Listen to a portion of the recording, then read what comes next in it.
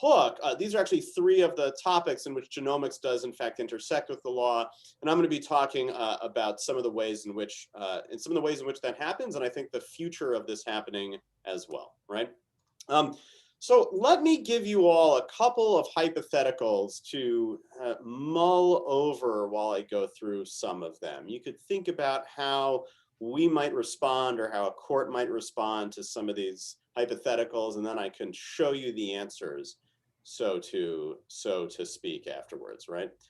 First one, a woman surreptitiously retains her lover's sperm, has some access, believe it or not, to lab equipment and does it. Can she use that sperm to conceive a child even without permission of her lover? Just think about for a moment how a court would adjudicate something like that. Here's a second hypothetical, right? Police have a particular suspect in mind. They're having difficulty getting a DNA sample, and so instead they get a DNA sample from the suspect's sibling. Can they then use that? Can they sequence it essentially and use that as evidence in identifying the particular suspect they've otherwise had difficulty getting a hold of, right? You think about that one too.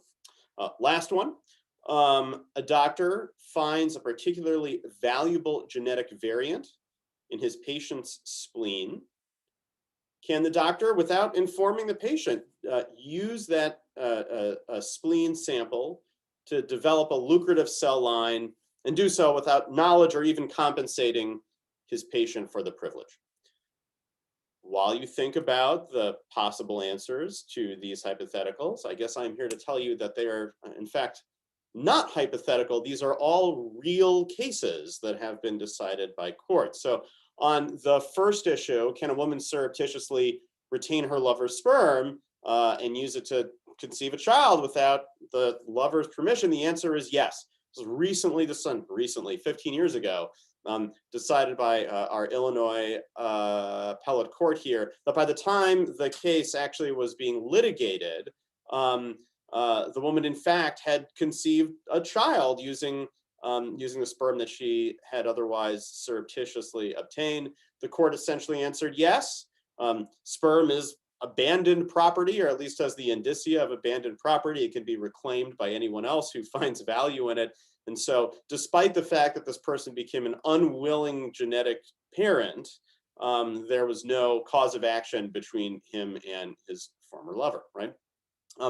What about the police obtaining a DNA sample from a relative? And the hypothetical I presented to you as a suspect's sibling.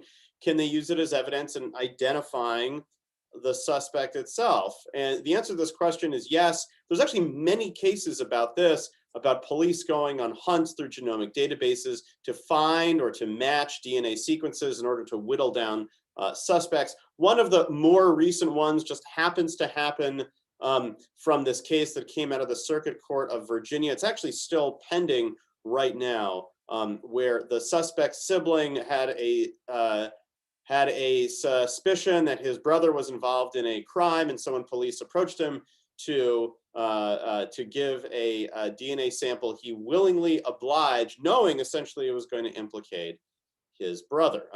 So far, the Virginia courts have answered yes, and I don't know if there's any court in the United States so far that has answered no to this or similar questions in the criminal identification context, right? Last one, the doctor finds a valuable genetic variant in his patient's spleen, essentially runs off and develops a cell line and patents it, right? Compensate his patient, zero. Is that possible? The answer is yes, right? This is actually a pretty well-worn property case from the California Supreme Court from 1990. I'll actually be talking a little bit more about this case as we go on going forward, right? So this is all to say that genomics in the law, if you find some of these hypotheticals interesting and the way that courts dispose of some of these cases interesting, here are just some issues, a short list of them as they appear in lawsuits here in the United States and in elsewhere. But it's not just these three issues. In fact, there's a laundry list of different legal topics where genomics and the law tend to intersect. So we've talked a little bit so far, and we'll continue talking about sex, crime, and property in this talk, but it also implicates issues when it comes to regulation, that is the regulation of research and sequencing. It's intellectual property, right? Patents and database protection, for example, issues concerning data ownership and privacy, such as those implicating the GDPR. This is the European Union privacy regulation, which seems to have taken over much data transmission behavior around the entire world. There's also issues pertaining to medical malpractice. You do genomic sequencing on a patient, you get the call wrong, or you get the clinical validity of the particular test you happen to be running wrong. Who can sue you? Who's at fault? Who's liable, right?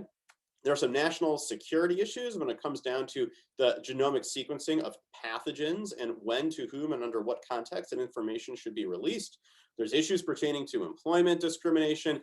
Can your employer discriminate against you on the basis of genomic sequencing? A lot of people's stock answer is Gina says absolutely not, and it's actually a little more complicated than that.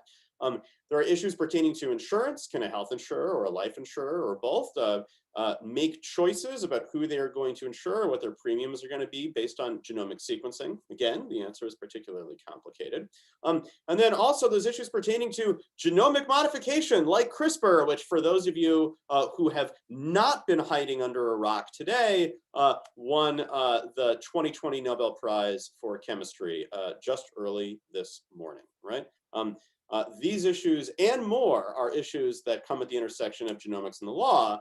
And in fact, this is a seminar course that I happen to be teaching at the law school right now. We meet 3 times a week. We go over a voluminous amount of reading material on many of the issues and others that we have just been talked about. I have the privilege of having some really excellent students this year. And it's a really fascinating time to be doing this sort of work, and especially to be doing it here at the University of Illinois, right?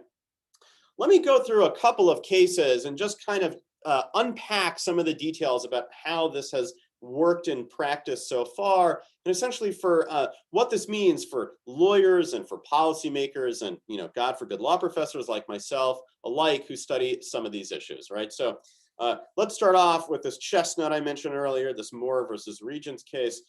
Here are the facts as they ended up being presented to the California Supreme Court. We have a patient, Moore. He has a splenectomy. He has a splenectomy because he is unfortunately suffering from hairy cell leukemia. This is one of the treatment options, or one of the go-to treatment options, at least back in 1990 for treating it. His spleen is removed, and as often happens in a lot of organ removal, especially in the cancer context, it ends up being used for research, right? Researchers want to know what causes hairy cell leukemia, especially some of the genetic and some of the biochemical variants that one can detect that would otherwise lead someone who's healthy to develop this illness. And in doing so, Moore's physician, a guy by the name of Dr. David Goldie, realizes that unfortunately, Moore's tumor is so aggressive and also unique in a certain respect that actually the tumor itself can be modified and developed into a cell line that can be used not just by himself to conduct research, but by researchers around the world who are interested in doing some research when it comes to hairy cell leukemia. This is back, I should just kind of note, just to preface this, right? This is back late 1980s, 1990, when recombinant DNA and much of the molecular biology that we take for granted now was not so much in its infancy, but definitely its early and, irresponsible and incompetent youth. And so finding these natural variants that propagate themselves into cell lines was an incredibly lucrative proposition. This is in fact exactly what Goldie does, develops the cell line from Moore's spleen, files a patent that covers this particular variant, and then licenses that patent out for what was then lots and lots of money, is hundreds of thousands of dollars. Moore eventually gets wind of this. It's still not entirely clear how. And ends up suing his physician as well as the Regents of the University of California, claiming that he, as a patient, had an interest in the patent, right? It was his spleen that contributed to the cell line, so he should get a cut, if you'll pardon the pun, right? Eventually, this case winds its way to the California Supreme Court, and I should note it does so before we actually have a trial on what actually transpired between Moore and his physician, Dr. Goldie. This just happens to be the nature of the procedural posture of the case as it gets to that state's highest court. And the California Supreme Court emphatically, at least the majority, declares that Moore has no interest in the patent at all, period. The patent covers the cell line, and the cell line was the work of Dr. Goldie and Dr. Goldie's collaborators. This cell line, right, this kind of continuously propagating stream of cells that researchers can use in their everyday work, is not the same thing as Moore's spleen. And in general, when it comes to things like splenectomies or some of the other ectomies, which you may or may not be familiar with, people generally don't have a property interest in their own discarded tissue, right? You know, it's not like you have some major surgery and you go into a physician and you come home with a doggy bag of the thing that happened to be removed from your body, right? It tends to go for research purposes. It tends to be, at least as far as property law is concerned, a piece of abandoned property. One of the questions that this all raises is whether or not this means that there's no individual ownership in what are thought of as common genetic resources. So needless to say, while Moore's genetic variant was rare, it is unlikely it was absolutely positively unique in the world. And so to the extent that it's shared with others, what would this have meant for Moore's case had Moore actually had a complete trial, right? This is something that property law scholars have been talking about essentially since 1990, since this Moore case came out. And so here's a couple of thoughts, if you will, right? These are a couple of ways that property law scholars think of these things when it comes to the intersection of genomics and the law. Issues like this that haven't been decided by a high court or otherwise regulated by statute. The thing that I always tell my students is that while there's, you know, a lot of wrong answers, there's not necessarily a correct one. And so here's a couple of ways possibly of thinking about how this works, right? So first things first, for those of you who are not lawyers or have not otherwise taken law school, at least here in the United States, right? People tend to think of property as essentially a collection of rights. The metaphor that gets bandied about a lot is that property is nothing more than a bundle of sticks. And there seems to be one bundle in that bundle of sticks that is more important than the rest. I think somewhat counterintuitively, again, making the assumption that you're not a lawyer, I think somewhat counterintuitively, the most important one of these sticks is the right to exclude others from using a particular resource. To be clear, that's the right to prevent others from using a piece of property that you have, not necessarily the right to use a piece of property that you have possession over of, right? You can think about this for a moment in the context of, let's say, owning a home. You may think, I own a home, I can use it whatever way that I want to, but the reality is that there is a long, long list of restrictions about what you can and cannot do with your own house. But the one right you seem to have that is almost absolute is the right to exclude others from coming onto your property, from going into your home, despite these restrictions of use. So this is one of the reasons why property law professors, and this is certainly something that I say when I teach first year property, and we can talk about how far this goes, right, is that it's probably true that the most important stick in this bundle of sticks is the right to exclude. Now, the problem with that, of course, is it doesn't fit well with common resources, right? If we all own something in common, what does it mean to exclude others from being able to use it? In addition, it also doesn't fit well with goods that are non-rivalrous. That is, if I'm using a particular good, right, and it does not diminish someone else's use of it, what does it mean to exclude others? Like, why would I care, right? And so a lot of property scholars have long thought of genomics as being a public good. It doesn't diminish as other people use them. And it's also really difficult to keep others away from genomic information once it's already made its way out into the world. The other thing that our Moore case teaches us is that informed consent is just like a contract. Much of the dispute between Moore and Moore's physician came down to the informed consent agreement that Moore actually did not end up signing with his physician and what it actually meant. And so for those of you who are uncomfortable going to doctor's offices and before you can see the physician signing all of your rights away, this is essentially one of the reasons why this happens, again, at least in the United States. Let's talk about another property case before we move on to crime and sex, shall we? Let's talk about the gene patent case from the US Supreme Court back in 2013. This is AMP versus Myriad Genetics. So here are just some of the facts for those of you who may not be familiar with them. Myriad, after engaged in a long race to be the first to sequence BRCA1 and the BRCA2, these two particular genes, BRCA1 and BRCA2, essentially gets there first by just a couple of weeks, right? Ends up sequencing them and then goes out and files for patents that cover these particular genes. They file for patents that cover these particular genes because they want to use the exclusive right to these genes to be able to conduct diagnostic tests on them while at the same time excluding others from conducting these exact same tests.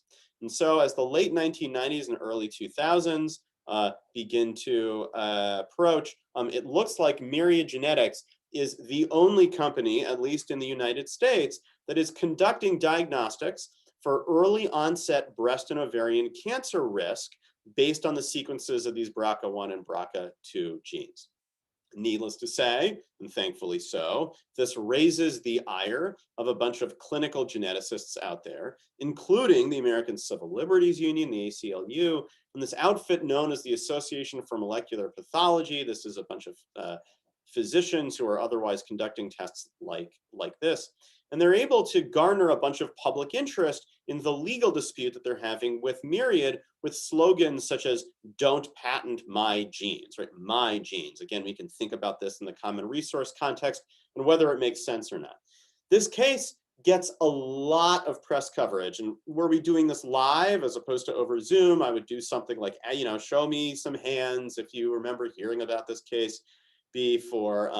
But in any event, right, when the Supreme Court eventually decides the case in June of 2013, it ends up being front page of most newspapers, right? It includes the San Francisco Chronicle, but also New York Times, I think the Wall Street Journal as well, right? The way this case gets presented to the Supreme Court essentially decides to take cases based on the quote questions that are presented to it. And in what I think at the very least was a particularly artful drafting of the question presented to the Supreme Court. The question that the court is tasked with deciding is, are human genes patentable, right? When of course asked that way, right, it's almost impossible to answer the question yes, right? What's interesting though is that you should know is that essentially prior to this case being decided by the US Supreme Court, there was more than 30 years of experience at the US Patent and Trademark Office where human genes were in fact patentable. And little, not if it's a dirty secret or something like that, but the answer to this question is still yes at the European Patent Office, and is in fact defined as being such by the European Patent Convention, which is one of the laws that governs patent practice and patent allowance at the European Patent Office. The Supreme Court, however, answers no. Human genes are not patentable. Human genes are not patentable because just because they've been isolated from the rest of the surrounding genome, that doesn't legally make them a new thing. And by not being a new thing, by having the same function that they otherwise would have in nature, they're not patentable subject matter, right? But the Supreme Court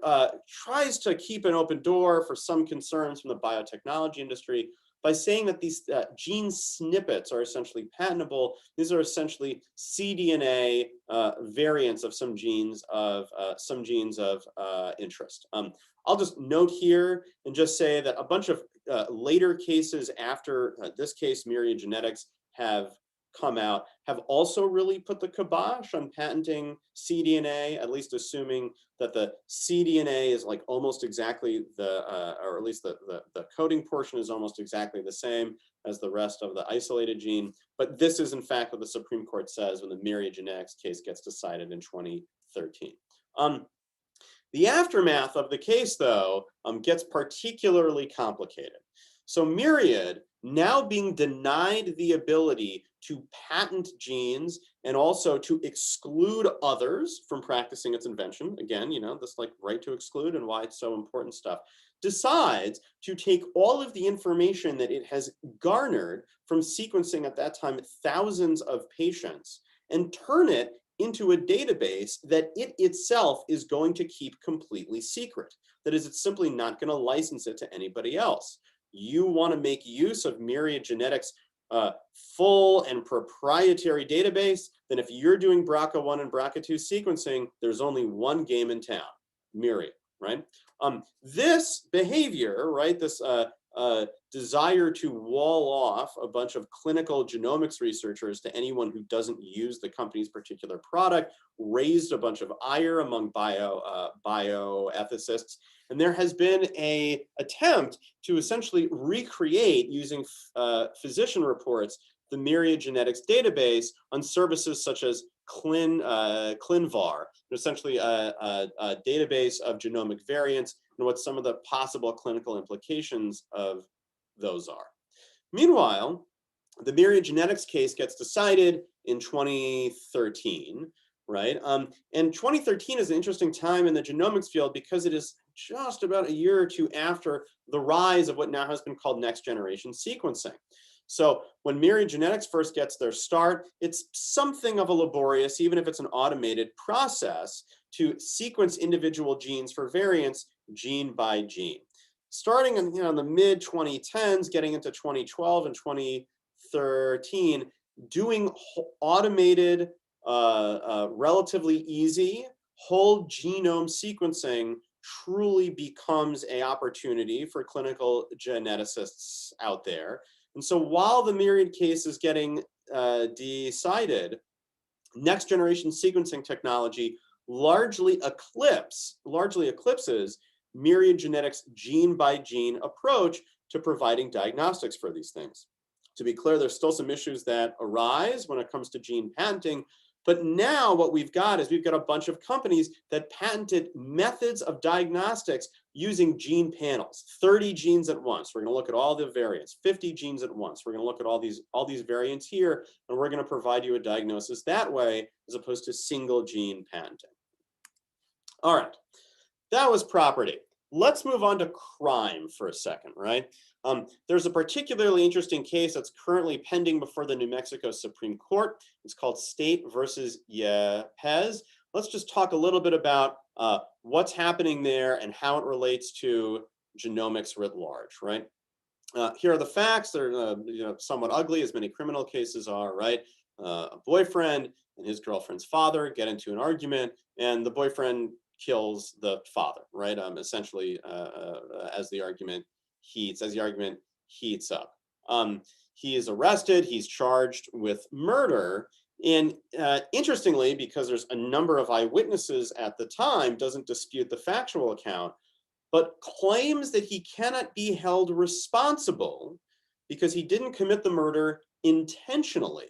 He didn't commit the murder intentionally because he has a particular gene variant, so he claims, that makes him more aggressive than an average person, to the point that he has diminished capacity to control his actions when he is angry. The particular gene variant that the defendant was referring to is called MAOA. It unfortunately got a bunch of media reports just prior to this case coming to trial, where low MAOA activity was associated with aggression. And this had been linked to this is just taking it straight from some of the news reports about it. This had been linked to a, quote, warrior personality, and therefore it had been dubbed the, quote, warrior gene, right? So what happens? The trial court, I would argue, fortunately, does not buy this argument, but whether or not it was right to exclude this evidence from being presented to the jury is an issue that ends up working its way up through the New Mexico court system, including now being before the New Mexico Supreme Court. The case was argued back in 2018. It's been 2 years. It has been the longest outstanding case that the New Mexico Supreme Court is currently sitting on. Hopefully it'll come out with a decision any day. A number of law professors wrote an amicus brief about just this case. We will see what happens, right? At issue, like I mentioned before, is whether the lower trial level court was proper to reject evidence and whether it's really true that low MAO activity is like scientifically a sound reason to claim you have diminished capacity to kill somebody, right? But evidence is a funny thing, and it is possible that a defendant, Pez, can get a retrial even though there's no factual dispute at all that he killed the victim, right? The case, depending upon how it ultimately gets decided, is going to have, I think, somewhat of an interesting aftermath. So first things first, you may disagree with the science behind the MAOA gene. Entirely possible. The idea that we're going to associate low activity with increased aggression just may be scientifically unsound, and therefore we may not want to have anything to do with it. But the reality is that while a single gene probably can't predict behavior, behavioral genomics is just getting better. And so courts who are truly interested in the scientific, and I should say the genomic side of impulse control, will eventually have to confront these issues head on.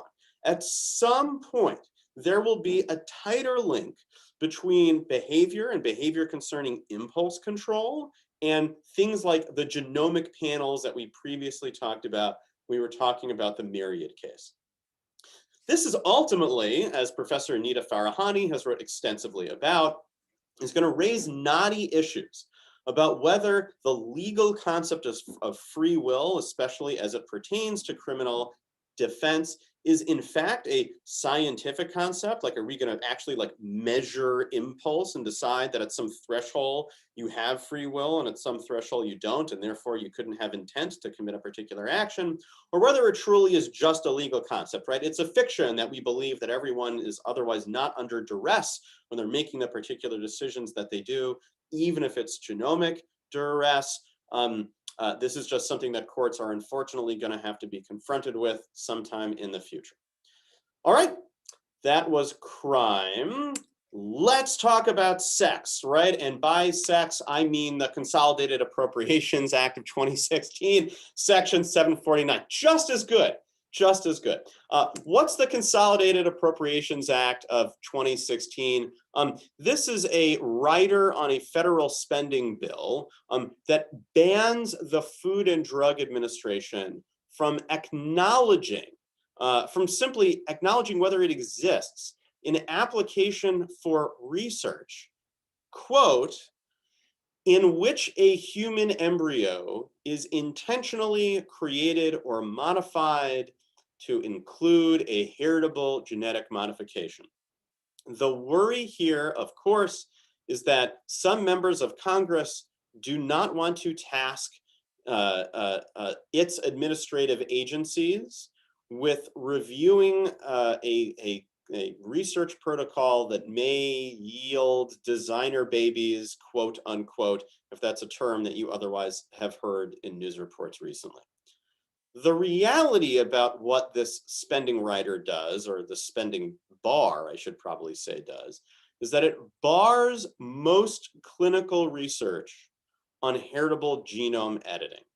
That is, if you wanted to conduct research on how to do genome engineering or genome editing on embryos, even if you are not going to use that to create a human, and I want to be clear, as someone who otherwise has another life as a bioethicist, you'd be crazy to use it in that context, right? But if you simply wanted to do the research to understand whether or not technology like this is safe or efficacious or otherwise works, right? You essentially cannot do that here in the United States, or you cannot do that, I should say, under the aegis of the FDA here in the United States.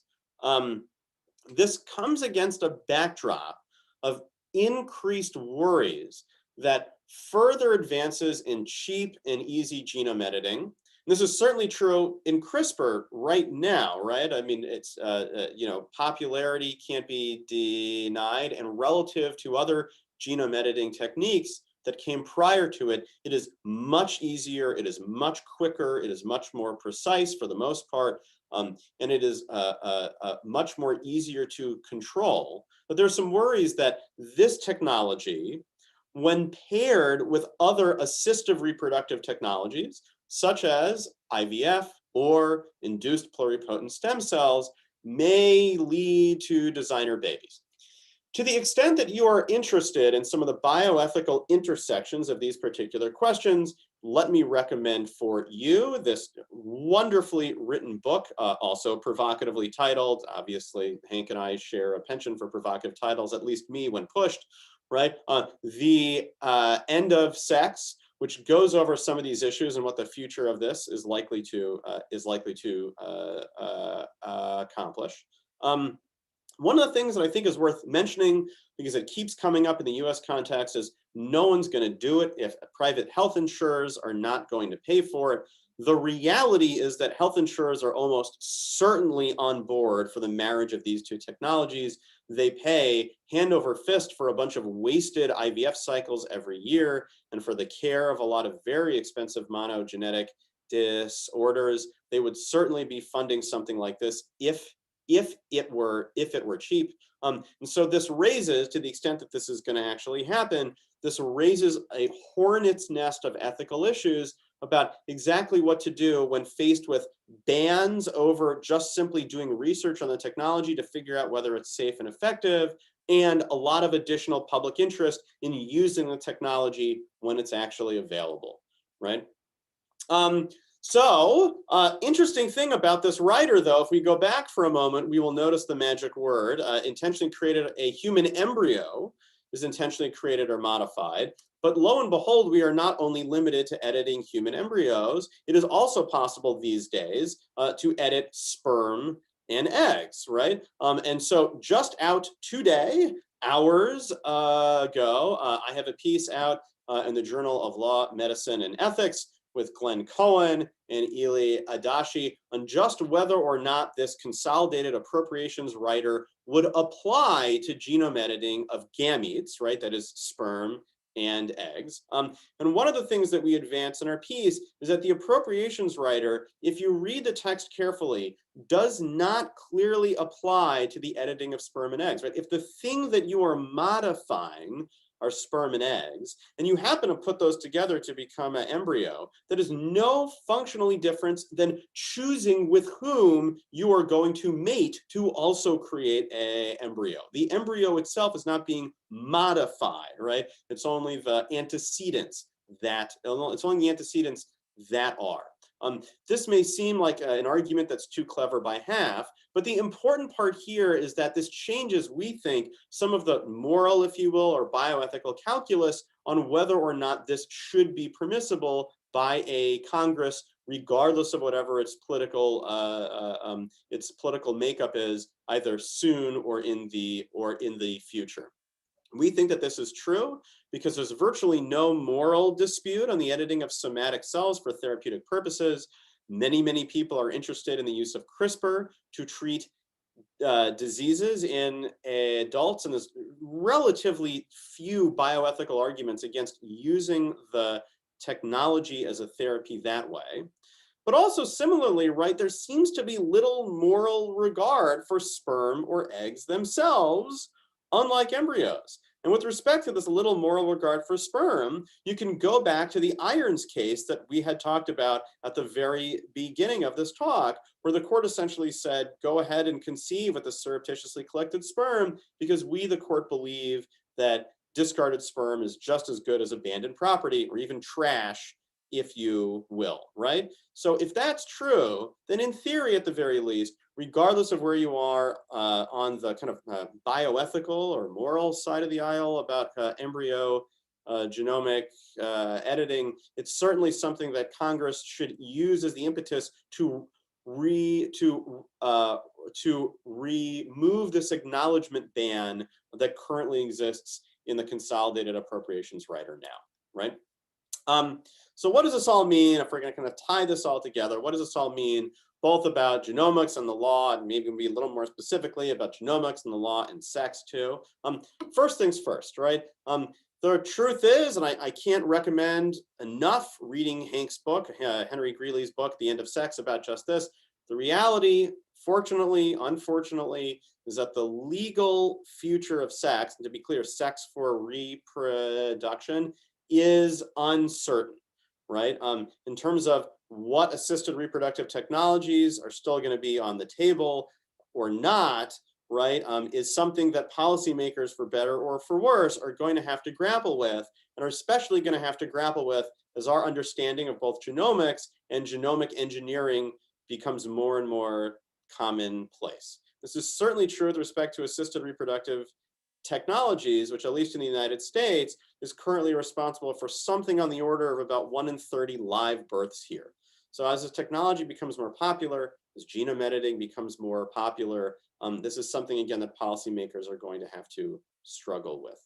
And the choices, frankly, that the law makes concerning a lot of this stuff is going to affect a lot of downstream behavior, right? It's not just going to affect decisions about whether the FDA can acknowledge an IND or not, right? The kind of wonky stuff that lawyers care about.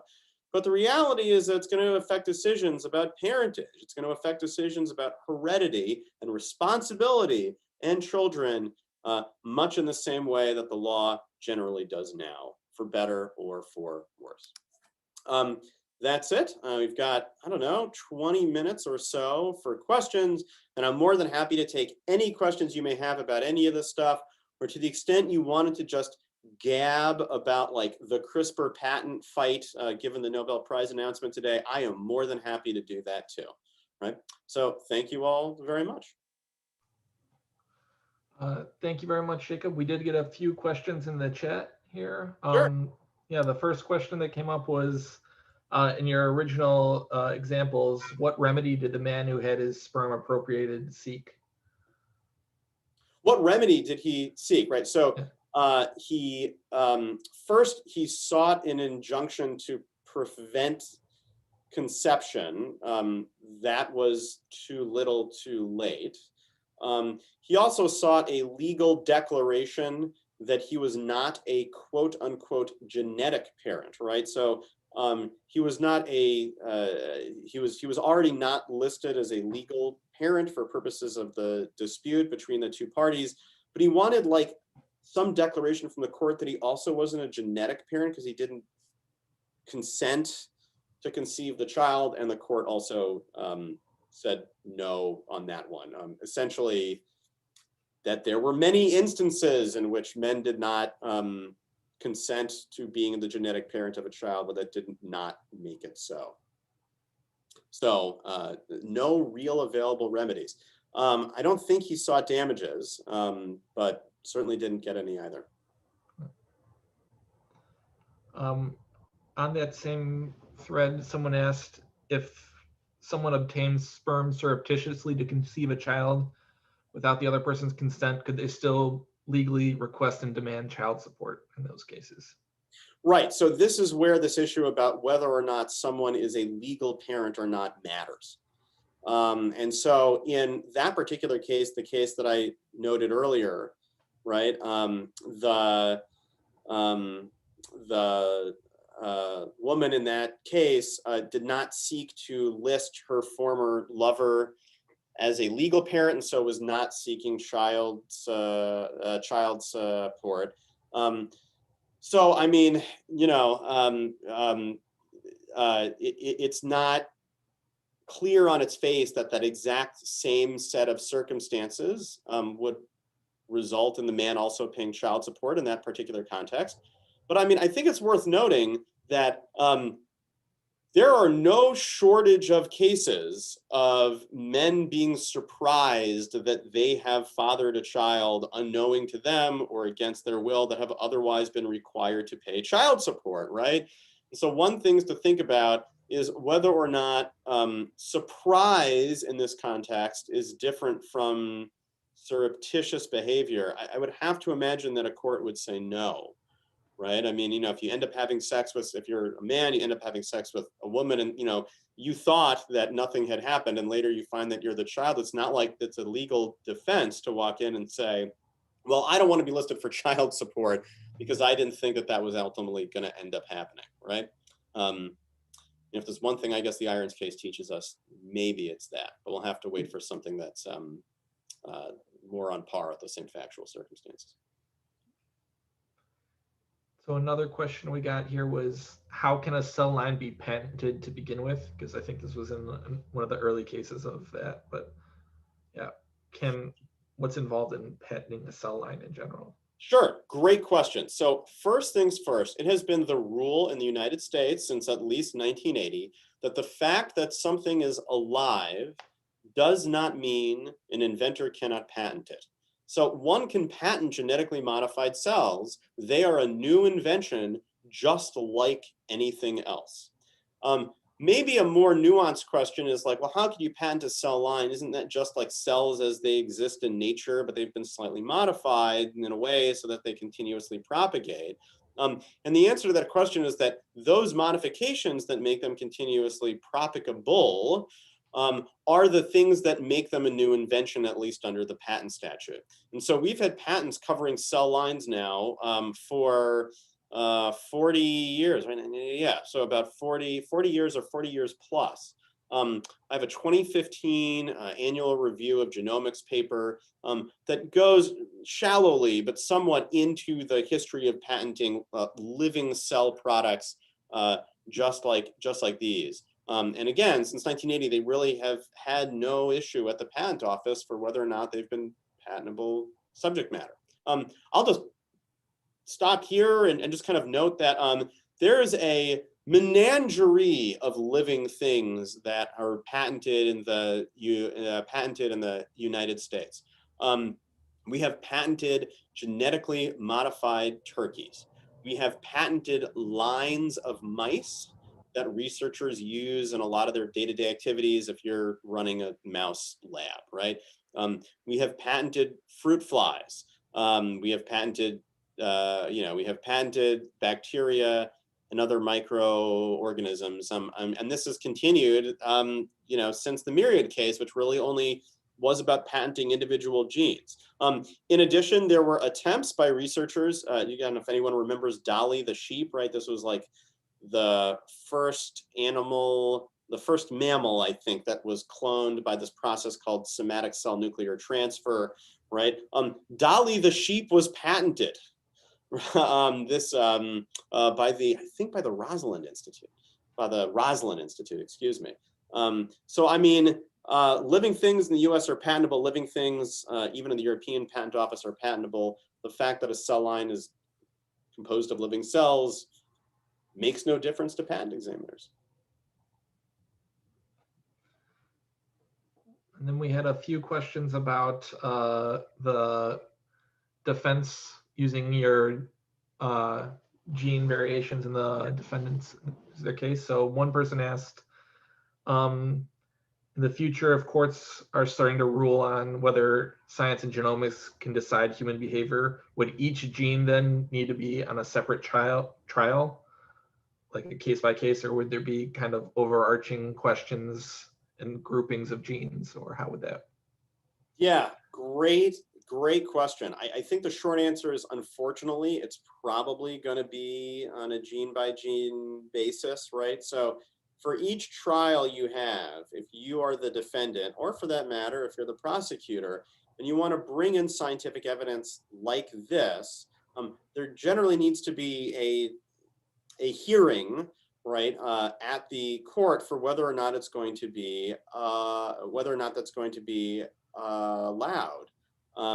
And one of the bases for whether or not evidence like that is going to be allowed in court is whether or not it has the, quote, indicia of scientific reliability or not, right? And so one would need to advocate that, yes, right, like tying this sort of behavior to this sort of gene, here's a bunch of studies, and these studies have the indicia of scientific reliability, and therefore, court, you should let it in, or these studies do not have the indicia of scientific reliability to your court, and you should not let that in. And so that's going to happen for each criminal trial that we have going forward until at some point it becomes so well worn that it becomes a matter of course as to whether to let these things in or out.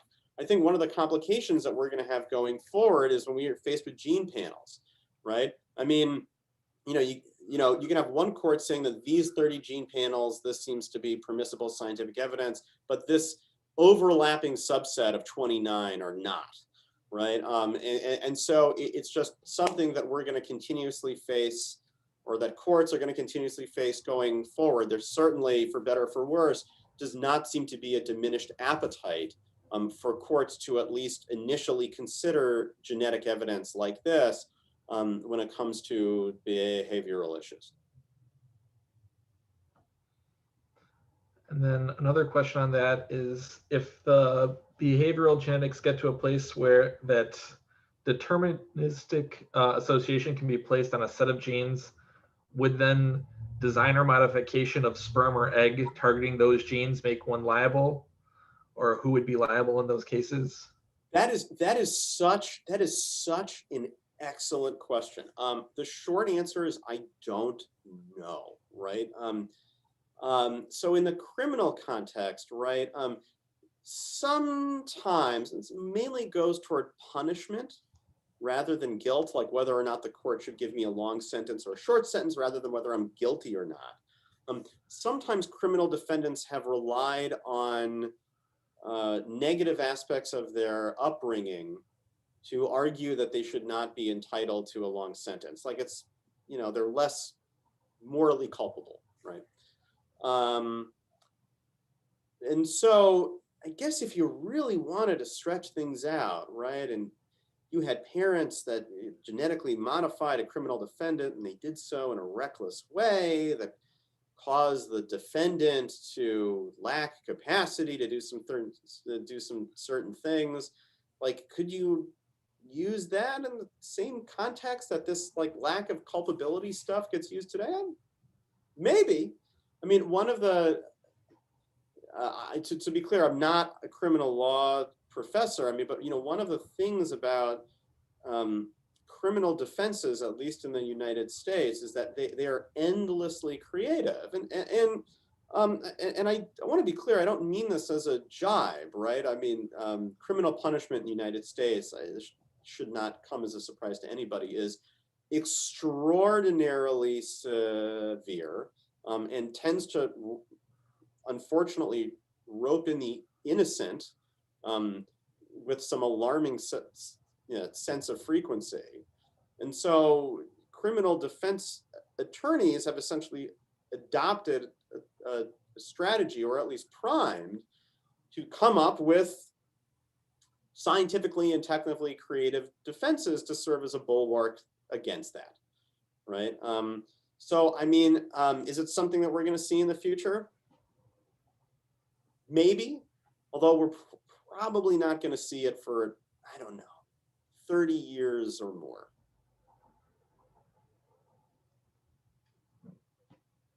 And then one more, just jumping on that. So a person claiming to have committed a crime because of a genetic anomaly could then be committed, could there be committed forever then? Like what would be,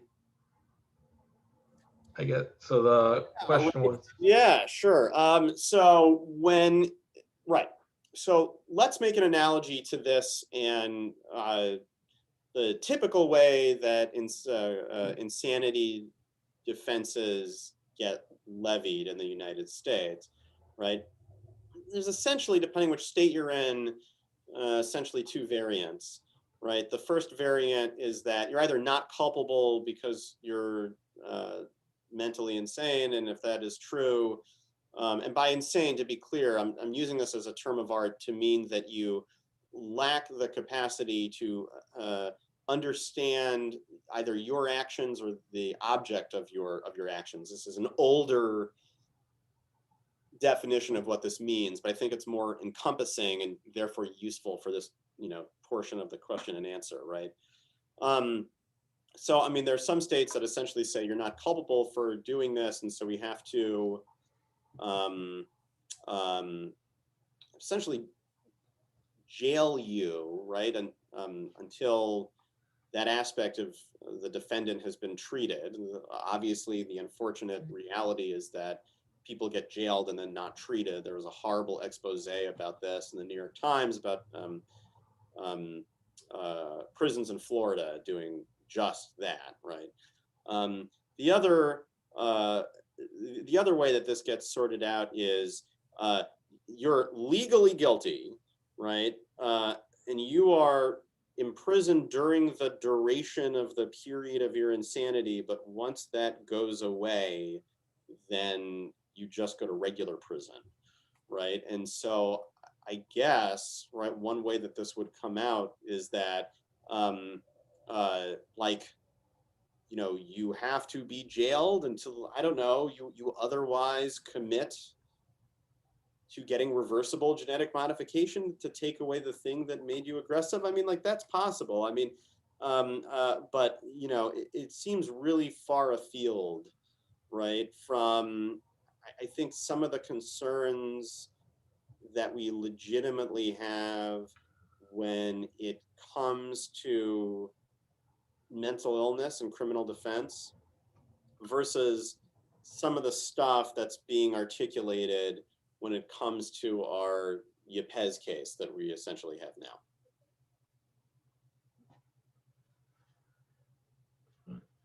And then, kind of changing topics, we had a few questions about like CRISPR-Cas9 patents. Yay! Okay. Yes. Yes, sure. I could obviously endlessly talk about it. So by endlessly, I mean the 6 minutes that we have left. So yes, please. So the first question was just asking for a brief summary of the current situation. And then we had another question asking, how do you think that's going to wrap up? How do you think that dispute is going to end? Sure. Well, let's do the brief. I'm afraid to use that word, but like the brief summary of this case, right? So now Nobel Prize winners, as of today, right now Nobel Prize winners, Jennifer Doudna and Emmanuel Charpentier file for some pretty broad patents covering single guide RNA mediated CRISPR-Cas9 genome editing back in 2012. And the patents are pretty broad, and they seem to cover many variants of the technology, including using the technology in human cells.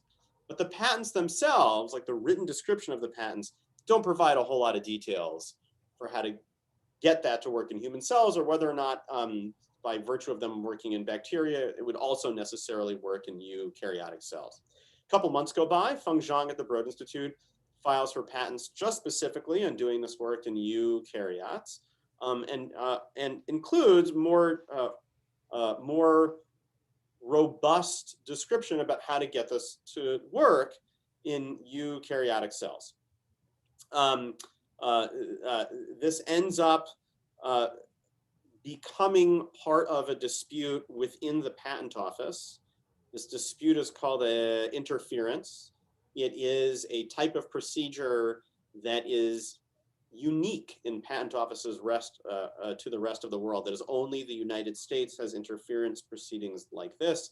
And in theory, the interference is about who invented the technology first.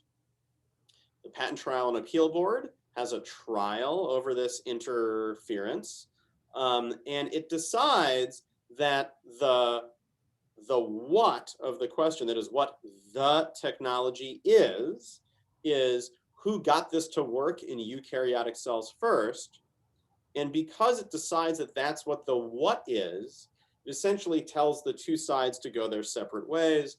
The Broad Institute and Feng Zhang gets to have their patents, and Emmanuel Charpentier and Jennifer Doudna need to go back to the US Patent and Trademark Office and try to argue that they're otherwise entitled to broad patents, even though they've described relatively little about how to work this in eukaryotic cells. Then, somewhat shockingly, the patent office says, yeah, you know, you could just have your patent. We're not going to take another second look at it. You can have the broad claims. And at that point, the Patent Trial and Appeal Board, I think, gets their feathers ruffled and says, hang on a second, that's not exactly what we meant. And so we're now going to have a second trial as to really who invented the what first, right? And Patent Trial and Appeal Board just got done with the first phase of this second interference just now, and have decided that no, this time the invention is the same. So we are going to have a trial as to who really invented single guide RNA, CRISPR-Cas9 in a eukaryotic cell. We're going to have a trial about who invented that first. And we're going to need lab notebooks, and we're going to need deposition testimony from our now Nobel Prize winners, Charpentier and Doudna, and almost certainly Zhang, and we're going to need inventor disclosure statements. And so that's essentially what's happening right now. What do I think is ultimately going to happen? Well, for a bunch of procedural reasons, I think ultimately the Broad Institute and Feng Zhang are going to win. They're at least, as far as lawyers are concerned, right, they're at least in the driver's seat for proving this now. And based on some previous rulings from this Patent Trial and Appeal Board, and also the fact that we're having a second interference in the first place, tends to suggest that they're probably going to end up siding with them. So if you really want to spin this out going forward, it may be the case that we have a world in which both sides are winners. Charpentier and Doudna, they get the Nobel Prize. Feng Zhang gets the patents, and I'm presuming piles and piles and piles of money.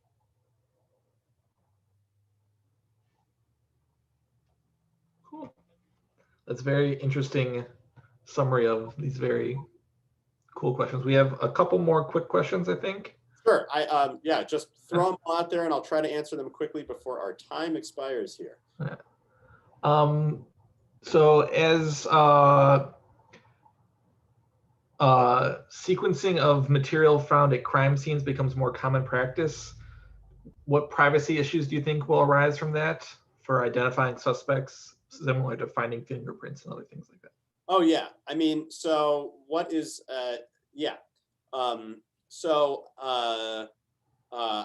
I mean, to the extent that one was concerned that they lacked genomic privacy, and for those of you who are more in the science bent than I'm in, if you read the Yaniv Ehrlich paper in Science about just how easy it is to identify a person using the consumer genomics databases out there right now, essentially your hopes of genomic privacy, I mean, I think it is fair to say, are essentially gone, right?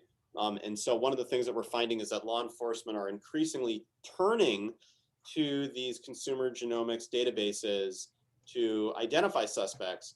And in doing so, one thing to keep in mind is that the genomic data that they have access to, right, they're not these single tandem repeats that we used to have from CODIS, where like all the information told us was just whether or not two people were the same people, right? It was all identification.